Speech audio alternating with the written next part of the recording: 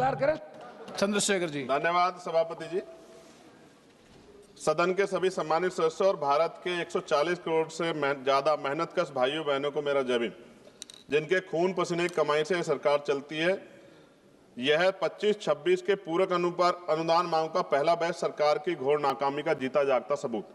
कुल सकल अतिरिक्त व्यय 1.32 लाख करोड़ रुपए का, लेकिन वास्तविक नगद खर्च सिर्फ 41,455 करोड़, बाकी 90,812 करोड़ की कथित बचत के नाम पर छिपाकर हिसाब चुकता करने का खेल।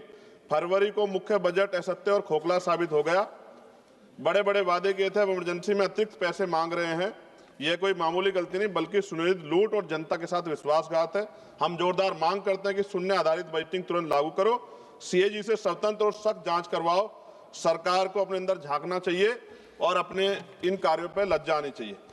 सभापति जी, एससी एसटी ओबीसी को वैसे तो नुकसान नहीं पहुंचा पाई सरकार, तो निजीकरण का एक बहुत बड़ा खेल किया। और इंडिगो ने क्या किया? आपके पास कोई व्यवस्था नहीं थी कि अपने जो जनता थी, पैसेंजर थे, उनको कोई आवश्यक सुविधा उपलब्ध करा पाते। तो निजीकरण के आड़ में एससी एसटी ओबीसी को नुकसान करने के चक्कर में बहुत नुकसान किया और एससी एसटी ओबीसी के बहुत सारे पद रिक्त पड़े सेंट्रल यूनिवर्सिटी में, प्रोफेसर, असिस्टेंट प्रोफेसर के। रक्षा के पर 41,000 करोड़ से ज्यादा की मांग। विमान, हथियार, मशीनरी के नाम पर मनचाहा धन उड़ा रहे हैं। एचएएल में देरी के बावजूद काल्पनिक बचत दिखाकर हिसाब बराबर कर रहे हो, यह पारदर्शिता या धोखा। गृह मंत्रालय का खर्च फट पड़ा है जनगणना, आईसीटी और क्षेत्रीय पैकेज के नाम पर, लेकिन मणिपुर में आज भी हजारों लोग बेघर सड़कों पर भटक रहे हैं। सुरक्षा बल तैनात है, लेकिन शांति और पुनर्वास कहां? यह दिखावा है या वास्तविक सुरक्षा? मानवीय संकटों को नजरअंदाज मत करो। दिव्यांगों को मजबूत करने के लिए कोई योजना नहीं बनाई। भ्रष्टाचार चरम पर। टेलीकॉम में बड़ी कंपनियों को जीवन रेखा देकर जब 1.2 करोड़ नौजवान बेरोजगार भटक रहे हैं, युवाओं के साथ छल क्यों कर रहे हो? युवाओं को किसके भरोसे छोड़ रखा है? युवाओं ने क्या बिगाड़ा आपको? यह जनता का खुला अपमान है। सफाई कर्मचारी आज भी सीवर में मर रहा है और हम चांद पे चले गए। विदेश मंत्रालय विदेशी प्रोजेक्ट में फिजूल खर्ची कर रहा है, जबकि घर के बच्चे स्कूल छोड़ रहे हैं। 65 लाख बच्चों ने स्कूल छोड़ दिया। सरकार का डेटा मंत्री ने जवाब दिया था। यूपी दूसरे नंबर पे, पहले पे गुजरात है।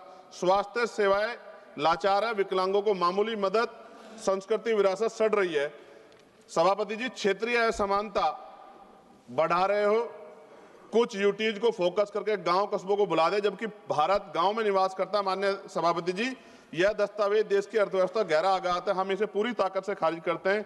या तो तुरंत सुधार हो, शून्य आधारित बजट, सीएजी के गहन जांच और हर रुपए का परिणाम आधारित ऑडिट होना चाहिए। साथ साथ सभापति जी, उर्वर विभाग पर 18,525 करोड़ रुपए का भारी अतिरिक्त मांग। विदेश से आयातित उर्वरकों को प्राथमिकता देकर हमारे किसानों का खून निचोड़ रही है। आत्मनिर्भर भारत का ढोंग रखते हो, लेकिन आयात पर निर्भरता बढ़ाकर मिट्टी को बंजर बना रहे हो। हर साल हजारों किसान आत्महत्या कर रहे हैं। एमएसपी की गुहार अनसुनी पड़ रही है। सब्सिडी किसानों के लिए, विदेशी कंपनियों के लिए यूरिया नहीं मिल रहा है, डीएपी नहीं मिल रहे। आयात माफियाओं के लिए तुरंत इस लूट को बंद करो, स्वदेशी उत्पादन को बढ़ावा दो। पेट्रोलियम मंत्रालय पर 9,500 करोड़ रुपए का बोझ। जी कंक्लूड करो। एलपीजी सब्सिडी के नाम पर तेल कंपनियों को मुआवजा देकर आम आदमी की जेब काट रही है सरकार। जब ईंधन कीमतें आसमान छू रही तो महंगाई जनता को चले, तब ये करोनी कैपिटलिज्म का नंगा नाच क्यों? कॉर्पोरेट मुनाफे रिकॉर्ड तोड़ रहे हैं, फिर भी जनता के पैसे उन्हें बचाने के लिए क्यों?